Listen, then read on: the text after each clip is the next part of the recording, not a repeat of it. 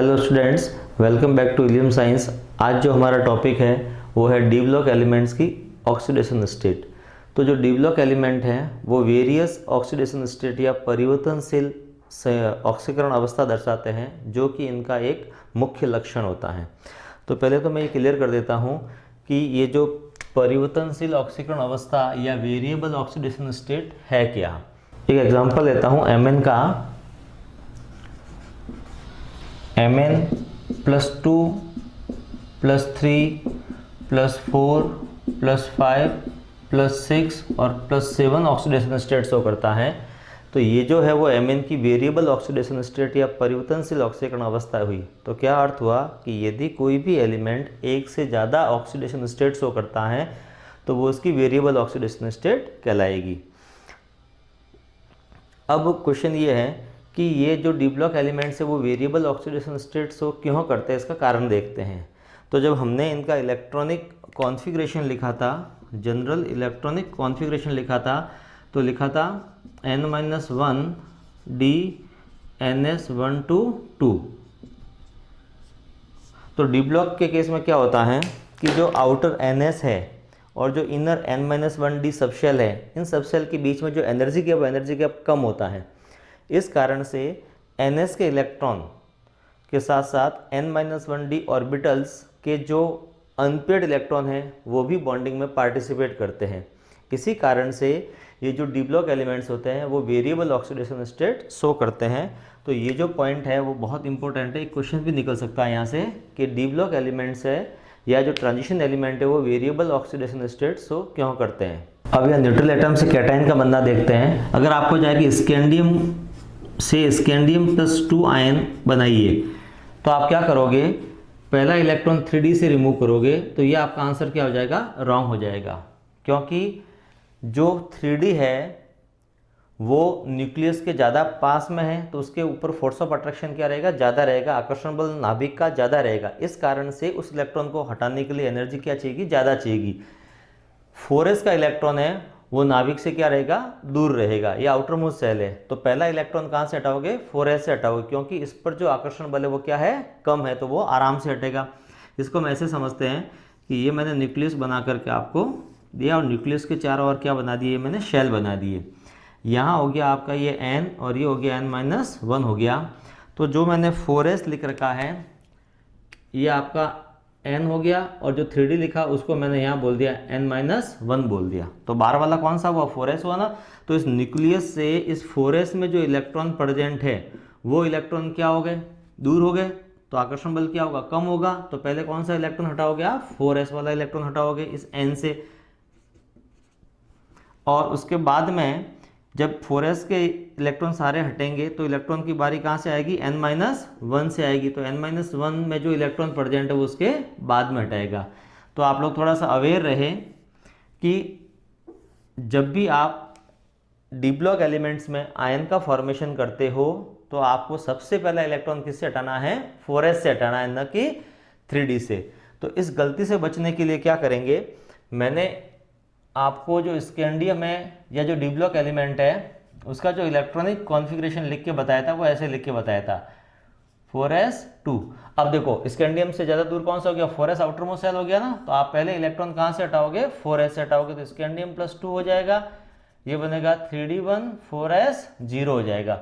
अब इस स्कैंडियम को मुझे किस में कन्वर्ट करना है, +3 में कन्वर्ट करना है। तो +3 का मतलब कितने इलेक्ट्रॉन रिमूव करेंगे स्टूडेंट, हम यहाँ से 3 इलेक्ट्रॉन। तो S से कितने जाएंगे, 2 और D से जाएगा आपका 1। तो जो इलेक्ट्रॉनिक कॉन्फ़िगरेशन बचा वो बचा 3d0 4s0। इन सब के आर्गन पहले लिखा रहता है, जो नोबल गैस है वो प्रेजेंट रहती है। एक एग्जांपल और लेता हूं और क्लियर कर देते हैं।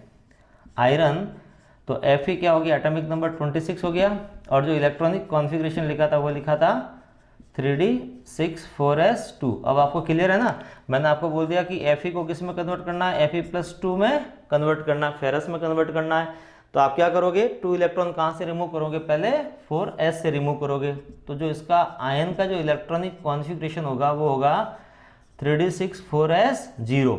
सिमिलरली अगर मुझे कहा जाए कि इस Fe को किस में कन्वर्ट करना है, +3 में, तो अब आपको मालूम पड़ गया पहले इलेक्ट्रॉन कहाँ से हटाऊंगा, 4s से, और फिर जो बाकी बचे हुए इलेक्ट्रॉन कहाँ से हटेंगे, D से हटेंगे। तो ये जो इसका इलेक्ट्रॉनिक कॉन्फ़िगरेशन हो जाएगा 3d5 4s 0, 2 यहाँ से और 1 यहाँ से, तो D में कितने बचेंगे, यहाँ 5। तो इस प्रकार से हमने देखा कि किसी भी न्यूट्रल एटम को आयन में कैसे कन्वर्ट करते हैं। पहला इलेक्ट्रॉन कहाँ से निकलेगा, 3D से नहीं निकाल के कहाँ से निकालेंगे, 4s से निकालें, क्योंकि ये इसका वैलेंस शेल है। अब यहाँ हम अनपेड इलेक्ट्रॉन देखना सीखते हैं। स्कैंडियम का इलेक्ट्रॉनिक कॉन्फ़िगरेशन लिखा, जो डी उपकोष या जो सबशेल होता है उसमें 5 ऑर्बिटल्स होते हैं, कक्षक होते हैं, और ये कक्षक हमने ऐसे बनाए थे, ये पांचों ही एनर्जी में सेम होते हैं। इन कक्षक को बोलते हैं समभ्रंश कक्षक, या बोलेंगे डीजेनरेट ऑर्बिटल्स।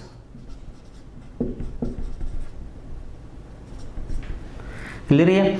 अब जब डीजेनरेट ऑर्बिटल में इलेक्ट्रॉन बढ़ते हैं तो हम एक रूल को फॉलो करते हैं, और वो है हुंड का मैक्सिमम मल्टीप्लिसिटी रूल, या हुंड की अधिकतम बहुता का नियम। वो नियम क्या कहता है कि जब भी डीजेनरेट ऑर्बिटल में इलेक्ट्रॉन भरेंगे तो सब में पहले एक एक इलेक्ट्रॉन भरा जाएगा, उसके बाद में इलेक्ट्रॉन की पेयरिंग होगी। तो मैं यहाँ स्कैंडियम के इलेक्ट्रॉनिक कॉन्फ़िगरेशन को इसी फॉर्म में ले रहा हूँ। तो क्या लिखा जाएगा यहाँ पर, ये तो हो गया आर्गन,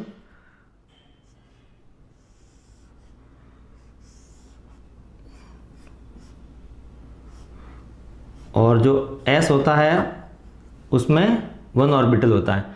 तो ये तो मैंने लिखा 3D, और ये क्या लिखा, 4s लिखा।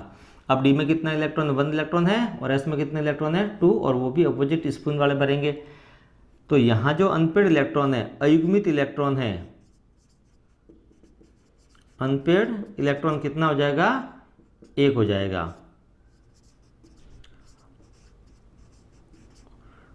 अयुग्मित इलेक्ट्रॉन। अब वेनेडियम का केस देखते हैं। तो वेनेडियम में आगे आपके पास देखो D5 ऑर्बिटल बनाओगे आप, और फिर हो गया ये S, तो ये हो गया 4s, और ये आपने भरा 3D। अब देखो कितने इलेक्ट्रॉन, 3 है ना, तो 1 2 और 3, और S में कितने भरोगे, 2 इलेक्ट्रॉन। तो अगर आपसे बोला जाए कि यहाँ अयुग्मित इलेक्ट्रॉन या अनपेड इलेक्ट्रॉन कितने हैं, तो आप क्या बताओगे, 3 इलेक्ट्रॉन बताओगे। ऐसा कैसा, मैं किस में ले रहा हूँ, क्रोमियम में ले रहा हूँ। क्रोमियम में देखिए आपका ये 3D बन जाएगा, 1 2 3 4, और ये हो गया 4s हो गया। तो 3D और 4s। तो D में पहले 5 इलेक्ट्रॉन, 1 2 3 4 और 5, और S में कितना इलेक्ट्रॉन है, 1। तो आपको बोला जाए कि अयुग्मित इलेक्ट्रॉन या अनपेड इलेक्ट्रॉन कितने हैं क्रोमियम में, तो 5 तो मिलेंगे D से और 1 मिलेगा यहाँ। तो टोटल कितने अनपेड इलेक्ट्रॉन प्रेजेंट है, 6 अनपेड इलेक्ट्रॉन प्रेजेंट है। सिमिलरली मैं Fe का केस अब कंसिडर करता हूँ, तो क्या हो जाएगा, 3D, और ये हो जाएगा आपका 4s। अब देखो इसमें इलेक्ट्रॉन कितना, D में 6 बढ़ने ना, तो 1 2 3 4 और 5। अब इलेक्ट्रॉन की पेयरिंग, जो छठा इलेक्ट्रॉन है वो यहाँ से भरा जाएगा, और S में कितने इलेक्ट्रॉन भरेंगे, 2। अब आपसे बोला जाए कि इसमें अयुग्मित इलेक्ट्रॉन क्या है, तो आप यहाँ पर देख सकते हो अयुग्मित इलेक्ट्रॉन इसमें हो गए 1 2 3 और 4, जो अकेला है। तो इसमें अनपेड इलेक्ट्रॉन हो गए 4, क्योंकि जब तक आपको अनपेड इलेक्ट्रॉन देखना नहीं आएगा ना, तो आगे ये टॉपिक आप अच्छे से पढ़ नहीं पाओगे। अब इसी तरह से किसी भी आयन में आप अनपेड इलेक्ट्रॉन देख सकते हो। तो एक आयन का एग्जांपल भी साथ में ले लेता हूं मैं। अब देखो Fe को किसमें बदलना है, Fe+2 में। तो क्या बताया, पहले इलेक्ट्रॉन कहां से हटाएंगे, 4s, तो S के 2 इलेक्ट्रॉन चले गए। तो यहाँ क्या बचेगा आपके पास, इलेक्ट्रॉनिक कॉन्फ़िगरेशन बचेगा Fe+2 आयन का, वो होगा 3D6 हो जाएगा। और 3D6 का मतलब कितने अनपेड इलेक्ट्रॉन है, 1 2 3 और 4। तो इसमें जो अनपेड इलेक्ट्रॉन है, अनपेड इलेक्ट्रॉन कितने हो जाएंगे, 4 हो जाएंगे। अब मैं बात करता हूं Fe को Fe+3 में फेरिक आयन में जब बदलते हैं तो 2 इलेक्ट्रॉन तो आपने S से हटा दिया, अब 1 इलेक्ट्रॉन कहाँ से हटाओगे आप? D से। तो यहाँ से ये D का इलेक्ट्रॉन जाएगा तो कितने इलेक्ट्रॉन बचेंगे इसमें? हो जाएंगे आर्गन 3d5 4s 0। तो 5 इसमें अनपेड इलेक्ट्रॉन प्रेजेंट है, 1 2 3 4 और 5। तो आपसे बोला जाए कि अनपेड इलेक्ट्रॉन का नंबर कितना हो जाएगा? अयुग्मित इलेक्ट्रॉनों की संख्या कितनी हो जाएगी? 5 इलेक्ट्रॉन हो जाएंगे। तो इस तरह से हमने देखा कि किसी भी आयन में या न्यूट्रल एटम में अनपेड इलेक्ट्रॉन कैसे देखते हैं।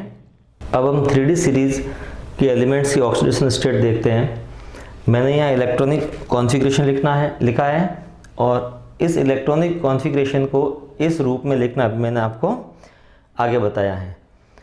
तो यहाँ हम देखेंगे कि अगर 4s का इलेक्ट्रॉन बॉन्डिंग में पार्टिसिपेट करता है तब तो स्कैंडियम कितनी ऑक्सीडेशन स्टेट शो करेगा?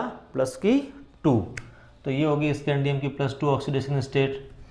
अगर स्कैंडियम में 4s के साथ साथ इसका 3d का इलेक्ट्रॉन भी पार्टिसिपेट करे तो ये कौन सी ऑक्सीडेशन स्टेट शो करेगा? ये करेगा +3 ऑक्सीडेशन स्टेट शो करेगा। स्कैंडियम के केस में कहा जाता है कि ये जो +2 ऑक्सीडेशन स्टेट है वो इसकी डाउटफुल स्टेट है। इसका कारण हम आगे देखेंगे। टाइटेनियम हुआ, टाइटेनियम में अगर मैं देखूं कि अगर 4s का इलेक्ट्रॉन इसका बॉन्डिंग में पार्टिसिपेट करे तो ये 2 इलेक्ट्रॉन पार्टिसिपेट करने पर कौन सी हो जाएगी? +2। इस 4s के साथ साथ इस 3d का 1 इलेक्ट्रॉन पार्टिसिपेट करे तो टाइटेनियम ने कौन सी ऑक्सीडेशन स्टेट्स होगी? +3। और टाइटेनियम में अगर d के दोनों इलेक्ट्रॉन और s के दोनों इलेक्ट्रॉन पार्टिसिपेट करे तो ये किस में चला जाएगा? +4 स्टेट में चला जाएगा। इसी तरह से हम वैनेडियम को देखते हैं, s के 2 और d के तीनों ही, तो ये ऑक्सीडेशन स्टेट हो जाएगी इसकी +2। फिर एक इलेक्ट्रॉन d से आएगा +3 +4 और सारे के सारे इलेक्ट्रॉन पार्टिसिपेट करें तो क्या हो जाएगा? +5 में जाएगा। क्रोमियम, क्रोमियम में s का इलेक्ट्रॉन पार्टिसिपेट करे तो +1 स्टेट हो जाएगी और d का करे तो धीरे धीरे बढ़ करके +2 +3 +4 +5 और +6 तक जाएगी। इसी तरह से हम Mn का केस लेते हैं तो Mn में क्या हो जाएगा? अगर s का इलेक्ट्रॉन पार्टिसिपेट करे तो कौन सी हो जाएगी?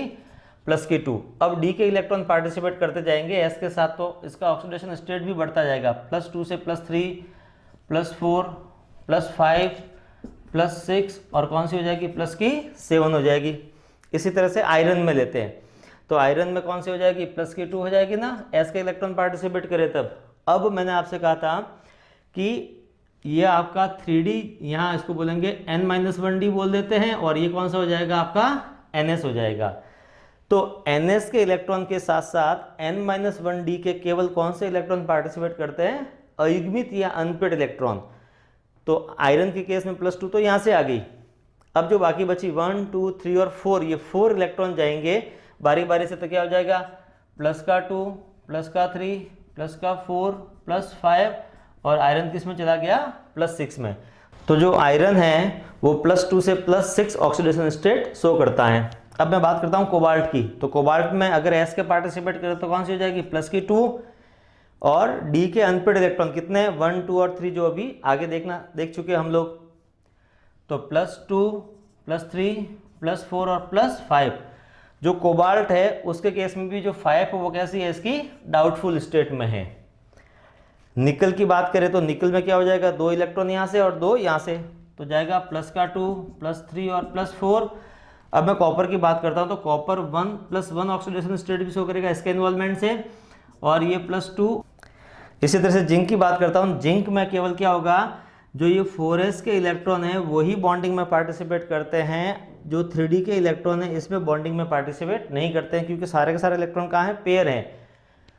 तो इस कारण से क्या हो जाएगा? जिंक केवल एक ऑक्सीडेशन स्टेट शो करेगा और वो कौन सी होगी? +2 हो जाएगी।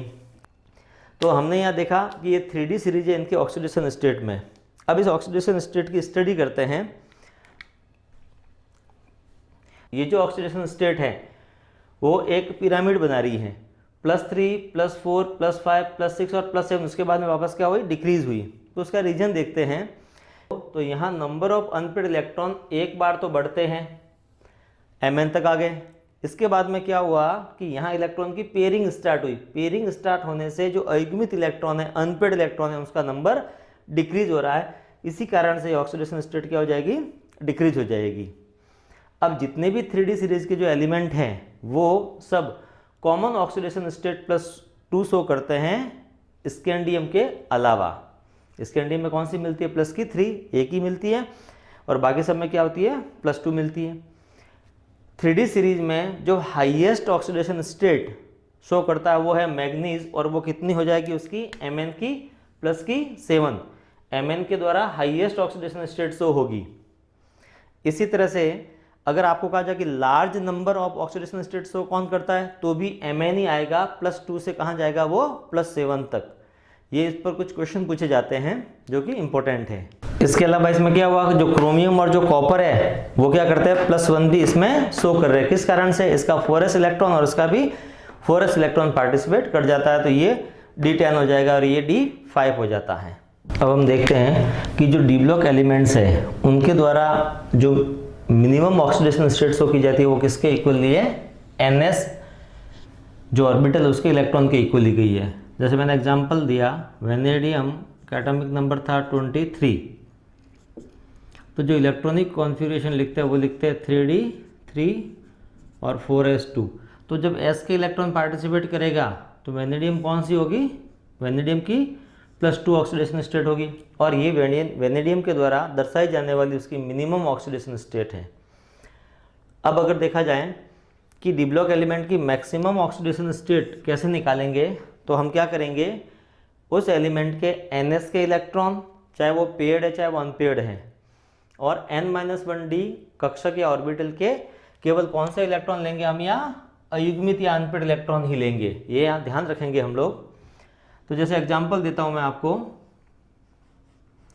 Mn का, तो Mn का जब इलेक्ट्रॉनिक कॉन्फ़िगरेशन लिखा 3d5 4s2, और D में मैंने अभी आपको लिख करके बताए थे कि इसमें 1 2 3 4, और कितने इलेक्ट्रॉन अनपेयर्ड थे, D में 5 और S में हो गए इसके 2 इलेक्ट्रॉन। तो अगर इसकी मुझे मैक्सिमम निकालनी है तो मैक्सिमम ऑक्सीडेशन स्टेट क्या होगी, इसकी +7, 2 तो आ जाएगी कहाँ से, S के इलेक्ट्रॉन, और 5 आएंगे आपके D के इलेक्ट्रॉन, तो टोटल कितना हो जाएगा 7। तो Mn के द्वारा जो ऑक्सीडेशन स्टेट हाईएस्ट शो की जाती है वो कौन सी होती है, +7 ऑक्सीडेशन स्टेट होती है। और Mn की मिनिमम बोले तो केवल कौन सी लेंगे हम, यहाँ 4s ही लेंगे। केवल आपको अनपेयर्ड इलेक्ट्रॉन ही लेने हैं। मैंने Fe का एग्जांपल लिया, D में 6 इलेक्ट्रॉन थे, ये D में 6 इलेक्ट्रॉन हो गए, S में कितने थे 2। तो इस Fe की मैं मैक्सिमम ऑक्सीडेशन स्टेट देखता हूं तो कैसे निकालूंगा, S के 2 इलेक्ट्रॉन लूंगा प्लस D के केवल अनपेयर्ड इलेक्ट्रॉन जो है 1 2 3 और 4, ये इलेक्ट्रॉन पार्टिसिपेट नहीं करेगा, कितने हो गए 4 तो हो गई। तो Fe की जो मैक्सिमम ऑक्सीडेशन स्टेट होगी वो कौन सी होगी, +6 होगी। इस तरह से हम मैक्सिमम और मिनिमम ऑक्सीडेशन स्टेट निकाल सकते हैं। फिर 3D सीरीज में हाईएस्ट ऑक्सीडेशन स्टेट वो Mn के द्वारा शो की जाती है। ये कुछ इंपॉर्टेंट पॉइंट बोल रहा हूँ जहाँ से क्वेश्चन भी पूछे जाते हैं। 3D सीरीज में सबसे अधिक लार्ज नंबर में कौन ऑक्सीडेशन स्टेट शो करता है, और वो कौन सा है, Mn है। ये +2 से +7 तक ऑक्सीडेशन स्टेट शो करता है। जो 3D सीरीज, जो फर्स्ट ट्रांजिशन सीरीज है, उसमें किसी भी एलिमेंट के द्वारा दर्शाई जाने वाली लार्ज नंबर में ऑक्सीडेशन नंबर है। अब नेक्स्ट आगे इंपॉर्टेंट पॉइंट लेते हैं कि 3D सीरीज में स्कैंडियम और जो जिंक है वो केवल सिंगल ऑक्सीडेशन स्टेट शो करते हैं। स्कैंडियम की जो ऑक्सीडेशन स्टेट होती है वो होती है +3 होती है। इसके अलावा स्कैंडियम ऑक्सीडेशन स्टेट इसके कंपाउंड में शो नहीं करता है। सिमिलरली जो जिंक है वो केवल एक ही ऑक्सीडेशन स्टेट शो करता है, वो होती है इसकी +2। स्कैंडियम के अलावा जो 3D सीरीज है इसके सभी एलिमेंट को देखा जाए तो हमने देखा था कि वो सभी +2 ऑक्सीडेशन स्टेट शो करते हैं। तो इस तरह से मैं कह सकता हूं कि जो 3D सीरीज है उन सबकी जो कॉमन ऑक्सीडेशन स्टेट हुई वो कौन सी हो जाएगी, +2 हो जाएगी। ये इंपॉर्टेंट पॉइंट है, ये भी इंपॉर्टेंट है।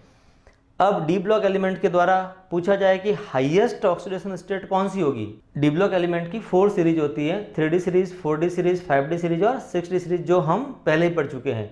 तो यहाँ कहा गया कि डी ब्लॉक एलिमेंट्स या ट्रांजिशन एलिमेंट है उनके द्वारा हाईएस्ट ऑक्सीडेशन स्टेट जो शो की जाती है वो कौन सी होती है, प्लस की 8 होती है।